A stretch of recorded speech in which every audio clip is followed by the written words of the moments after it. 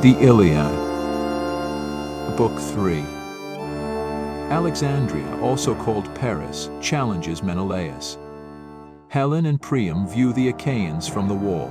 The covenant, Paris and Menelaus fight, and Paris is worsted.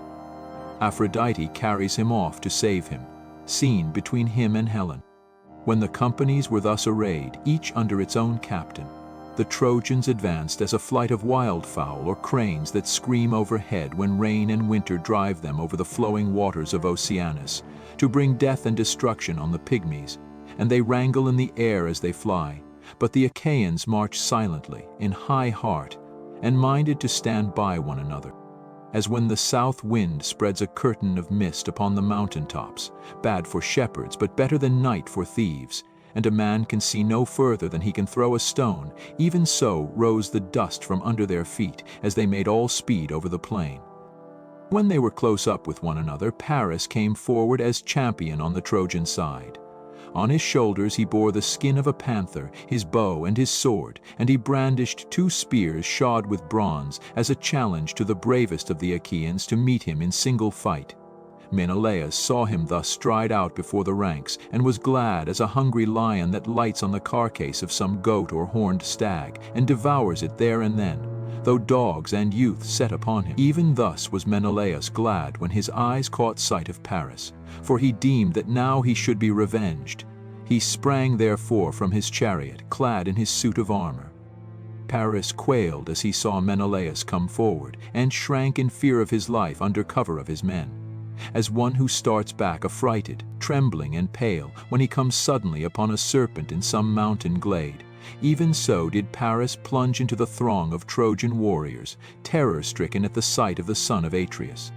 Then Hector upbraided him. "Paris," said he, "evil-hearted Paris, fair to see, but woman-mad and false of tongue. Would that you had never been born, or that you had died unwed. Better so than live to be disgraced and looked askance at. Will not the Achaeans mock at us and say that we have sent one to champion us who is fair to see but who has neither wit nor courage? Did you not, such as you are, get your following together and sail beyond the seas? Did you not from your afar country carry off a lovely woman wedded among a people of warriors, to bring sorrow upon your father, your city, and your whole country, but joy to your enemies, and hangdog shamefacedness to yourself? And now can you not dare face Menelaus, and learn what manner of man he is whose wife you have stolen? Where indeed would be your lyre and your love tricks, your comely locks and your fair favor, when you were lying in the dust before him? The Trojans are a weak-kneed people, or ere this you would have had a shirt of stones for the wrongs you have done them." And Paris answered, "Hector, your rebuke is just. You are hard as the axe which a shipwright wields at his work, and cleaves the timber to his liking, as the axe in his hand, so keen is the edge of your scorn. Still, taunt me not with the gifts that golden Aphrodite has given me. They are precious. Let not a man disdain them, for the gods give them where they are minded, and none can have them for the asking. If you would have me do battle with Menelaus, bid the Trojans and Achaeans take their seats, while he and I fight in their midst for Helen and all her wealth. Let him who shall be victorious and prove to be the better man take the woman and all she has, to bear them to his home, but let the rest swear to a solemn covenant of peace, whereby you Trojans shall stay here in Troy, while the others go home to Argos and the land of the Achaeans." When Hector heard this, he was glad, and went about among the Trojan ranks, holding his spear by the middle to keep them back, and they all sat down at his bidding. But the Achaeans still aimed at him with stones and arrows, till Agamemnon shouted to them, saying, "Hold, Argives, shoot not, sons of the Achaeans. Hector desires to speak." They ceased taking aim and were still, whereon Hector spoke. "Hear from my mouth," said he, "Trojans and Achaeans, the saying of Paris, through whom this quarrel has come about. He bids the Trojans and Achaeans lay their armor upon the ground, while he and Menelaus fight in the midst of you for Helen and all her wealth.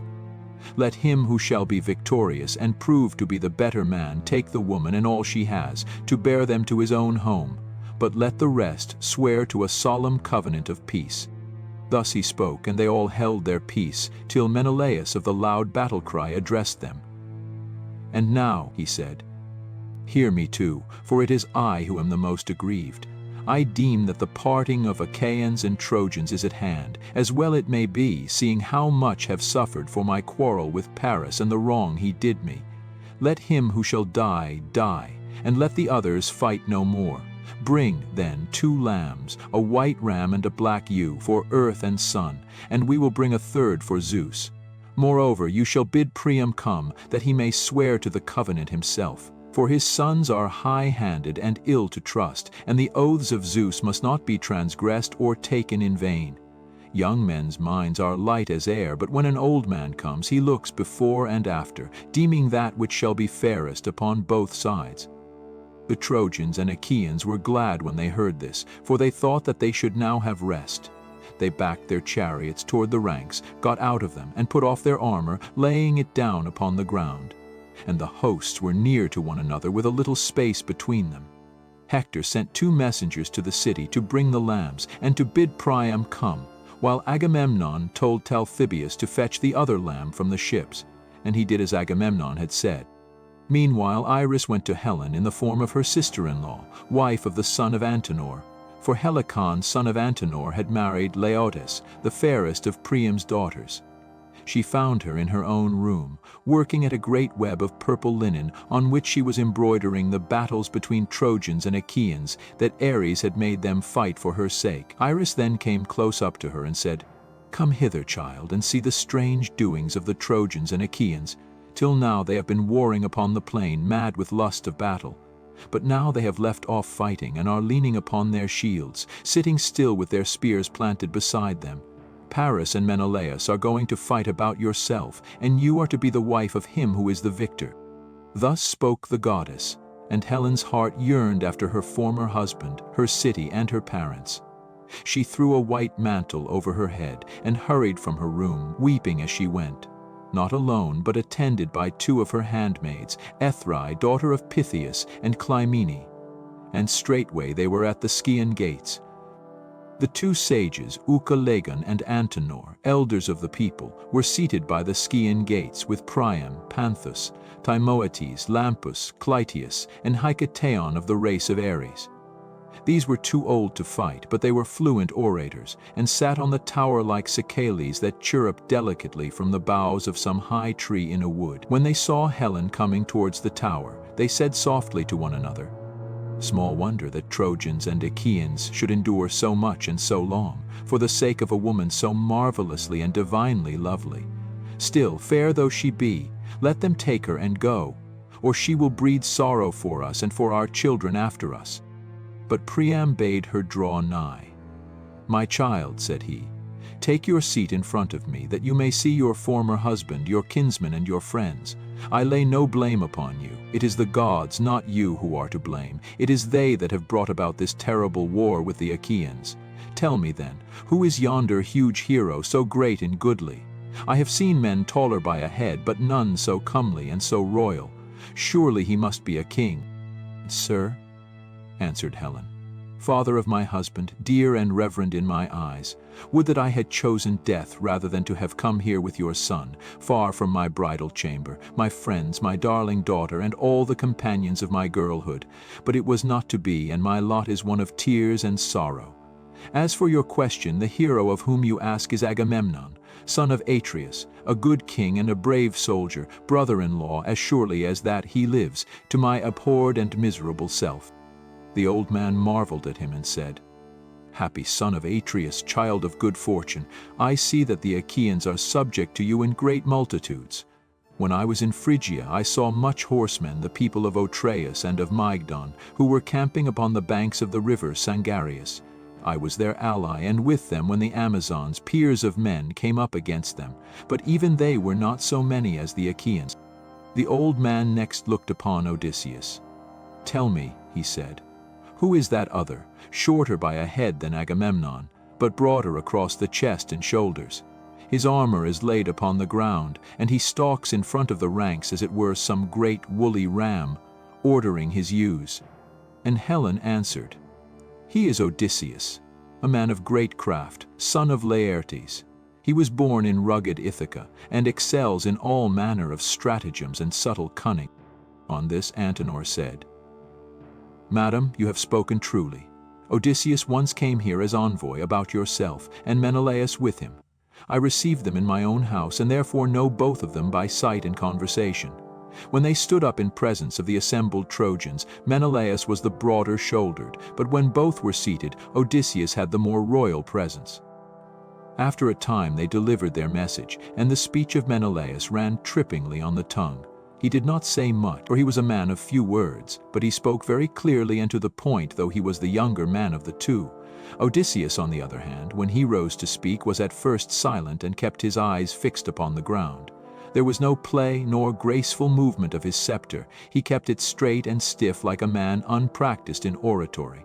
One might have taken him for a mere churl or simpleton, but when he raised his voice, and the words came driving from his deep chest like winter snow before the wind, then there was none to touch him, and no man thought further of what he looked like. Priam then caught sight of Ajax and asked, "Who is that great and goodly warrior whose head and broad shoulders tower above the rest of the Argives?" Answered Helen, "Is huge Ajax, bulwark of the Achaeans. And on the other side of him, among the Cretans, stands Idomeneus, looking like a god, and with the captains of the Cretans round him. Often did Menelaus receive him as a guest in our house when he came visiting us from Crete. I see, moreover, many other Achaeans whose names I could tell you, but there are two whom I can nowhere find, Castor, breaker of horses, and Pollux, the mighty boxer. And own brothers to myself, either they have not left Lacedaemon, or else, though they have brought their ships, they will not show themselves in battle for the shame and disgrace that I have brought upon them." She knew not that both these heroes were already lying under the earth in their own land of Lacedaemon. Meanwhile the heralds were bringing the holy oath offerings through the city, 2 lambs and a goatskin of wine, the gift of earth. And Idaeus brought the mixing bowl and the cups of gold. He went up to Priam and said, "Son of Laomedon, the princes of the Trojans and Achaeans bid you come down onto the plain and swear to a solemn covenant. Paris and Menelaus are to fight for Helen in single combat, that she and all her wealth may go with him who is the victor. We are to swear to a solemn covenant of peace, whereby we others shall dwell here in Troy, while the Achaeans return to Argos and the land of the Achaeans." The old man trembled as he heard, but bade his followers yoke the horses, and they made all haste to do so. He mounted the chariot, gathered the reins in his hand, and Antenor took his seat beside him. They then drove through the Scaean gates onto the plain. When they reached the ranks of the Trojans and Achaeans, they left the chariot, and with measured pace advanced into the space between the hosts. Agamemnon and Odysseus both rose to meet them. The attendants brought on the oath offerings and mixed the wine in the mixing bowls. They poured water over the hands of the chieftains, and the son of Atreus drew the dagger that hung by his sword, and cut wool from the lambs' heads. This the men-servants gave about among the Trojan and Achaean princes, and the son of Atreus lifted up his hands in prayer. "Father Zeus," he cried, "that rulest in Ida, most glorious in power, and thou, O Son, that seest and givest ear to all things, earth and rivers, and ye who in the realms below chastise the soul of him that has broken his oath, witness these rites and guard them, that they be not vain. If Paris kills Menelaus, let him keep Helen and all her wealth, while we sail home with our ships. But if Menelaus kills Paris, let the Trojans give back Helen and all that she has. Let them moreover pay such fine to the Achaeans as shall be agreed upon, in testimony among those that shall be born hereafter. And if Priam and his sons refuse such fine when Paris has fallen, then will I stay here and fight on till I have got satisfaction."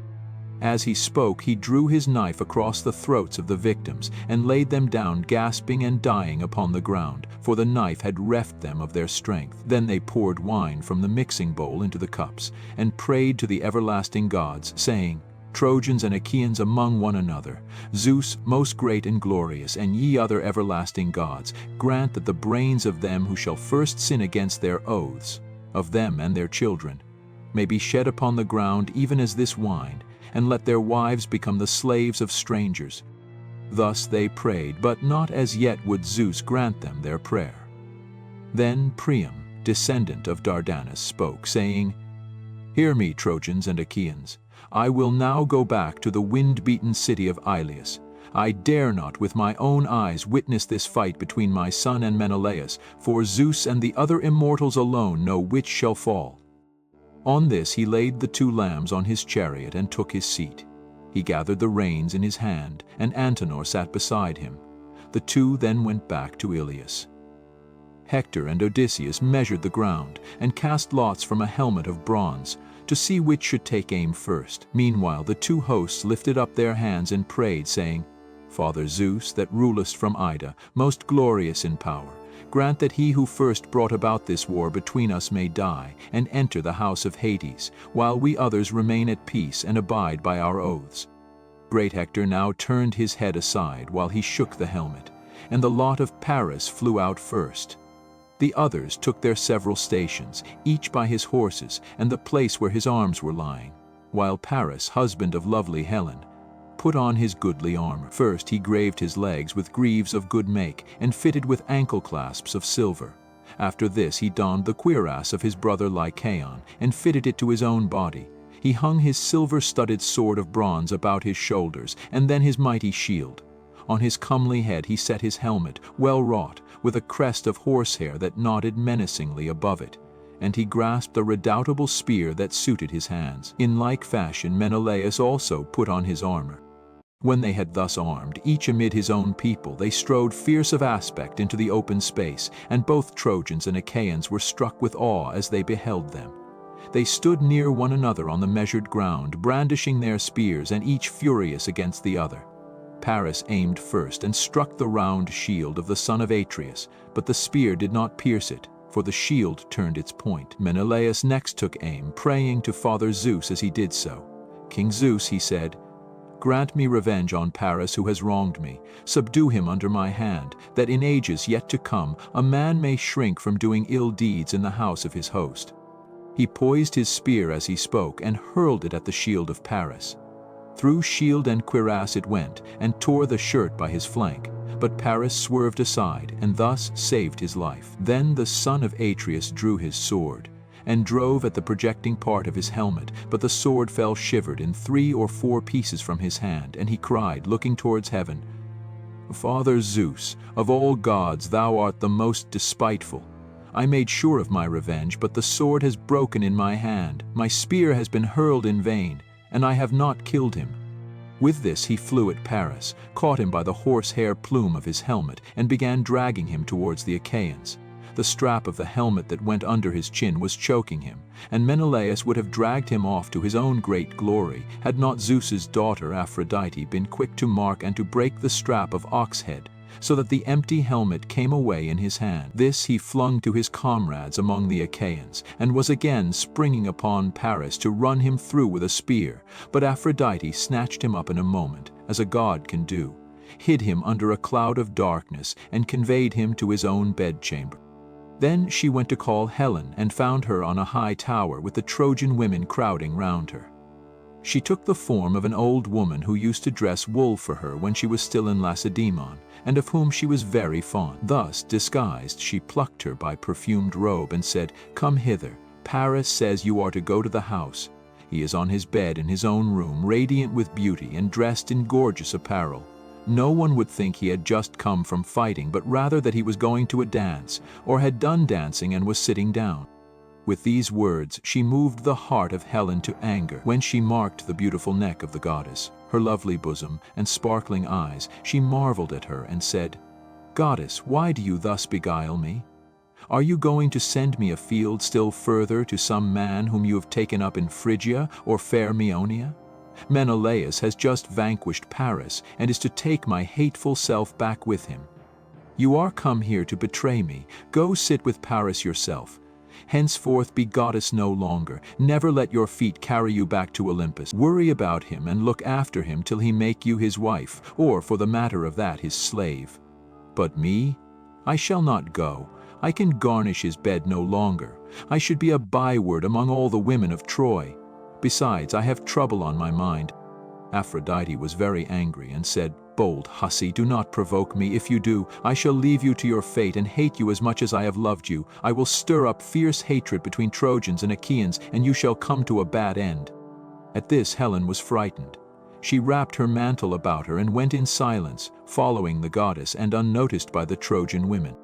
When they came to the house of Paris, the maidservants set about their work, but Helen went into her own room, and the laughter-loving goddess took a seat and set it for her facing Paris. On this Helen, daughter of Aegis-baying Zeus, sat down, and with eyes askance began to upbraid her husband. "You are come from the fight," said she. "Would that you had fallen rather by the hand of that brave man who was my husband. You used to brag that you were a better man with hands and spear than Menelaus. Go then and challenge him again, but I should advise you not to do so, for if you are foolish enough to meet him in single combat, you will soon fall by his spear." And Paris answered, "Wife, do not vex me with your reproaches. This time, with the help of Athena, Menelaus has vanquished me. Another time I may myself be victor, for I too have gods that will stand by me. Come, let us lie down together and make friends. Never yet was I so passionately enamored of you as at this moment. Not even when I first carried you off from Lacedaemon and sailed away with you. Not even when I had converse with you upon the couch of love in the island of Crane was I so enthralled by desire of you as now." On this he led her towards the bed, and his wife went with him. Thus they laid themselves on the bed together. But the son of Atreus strode among the throng, looking everywhere for Paris, and no man, neither of the Trojans nor of the allies, could find him. If they had seen him, they were in no mind to hide him, for they all of them hated him as they did death itself. Then Agamemnon, king of men, spoke, saying, "Hear me, Trojans, Dardanians, and allies. The victory has been with Menelaus. Therefore give back Helen with all her wealth, and pay such fine as shall be agreed upon, in testimony among them that shall be born hereafter." Thus spoke the son of Atreus, and the Achaeans shouted in applause.